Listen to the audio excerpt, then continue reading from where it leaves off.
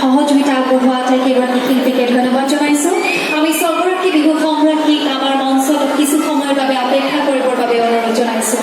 এয়া আপোনালোকৰ সন্মুখত আমি চিনাকি কৰাই দিব বিচাৰিছোঁ। ইতিমধ্যে আমি আপোনালোকক জনাইছোঁ যে এইখনেই প্ৰথমখন বিহু মঞ্চ অসমৰ, যিখন বিহু মঞ্চত ছগৰাকীকৈ বিহু সম্ৰাজ্ঞীয়ে একেলগে বিহু নৃত্য পৰিৱেশন কৰিলে। এয়া আপোনালোকৰ সন্মুখত 2007 বৰ্ষৰ বিহু সম্ৰাজ্ঞী কৃষ্ণপ্ৰিয়া গগৈ, 2009 বৰ্ষৰ বিহু সম্ৰাজ্ঞী পাহাৰী বৰুৱা, 2015 বৰ্ষৰ বিহু সম্ৰাজ্ঞী ঋতুপৰ্ণা সন্দিকৈ,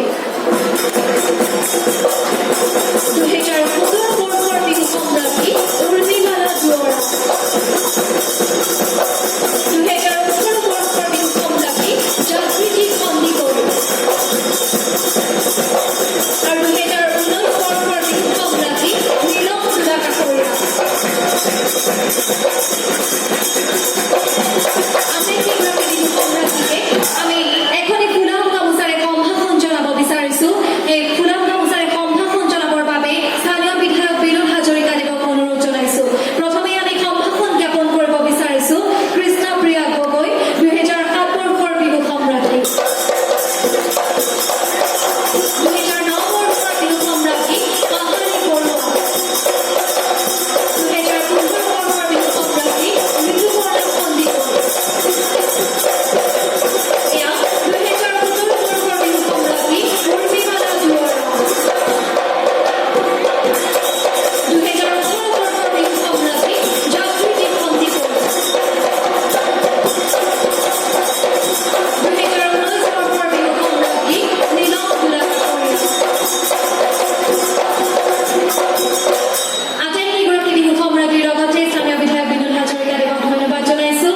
আপোনালোকে এইখন মঞ্চলৈ আহিলে প্ৰথমে অকণমান কথা পাতি ল'ব বিচাৰিছোঁ। পাহাৰী বৰুৱাৰ পৰা জানিব বিচাৰিছোঁ, এখন মঞ্চ আৰু একেলগে ছগৰাকীকৈ বিহু সম্ৰাজ্ঞীয়ে একেলগে নৃত্যানুষ্ঠান পৰিৱেশন কৰিলে।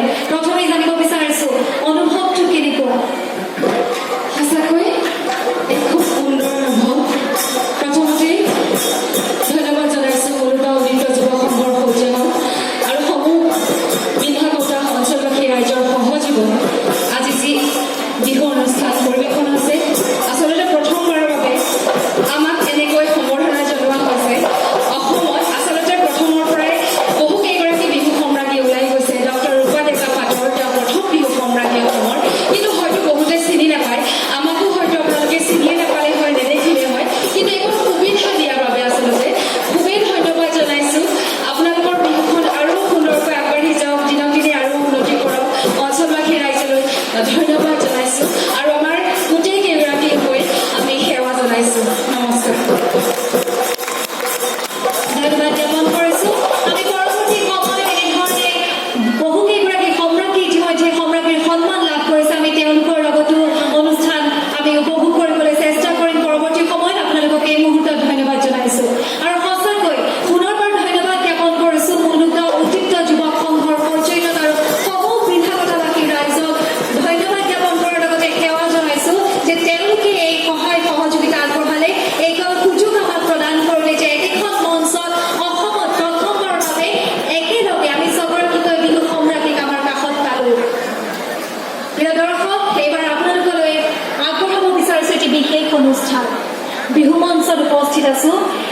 বিহু হুঁচৰি এফাকি পদ মনলৈ আহিছে, কিবা যদি ভুল হয় ক্ষমা কৰিব। এই দেশ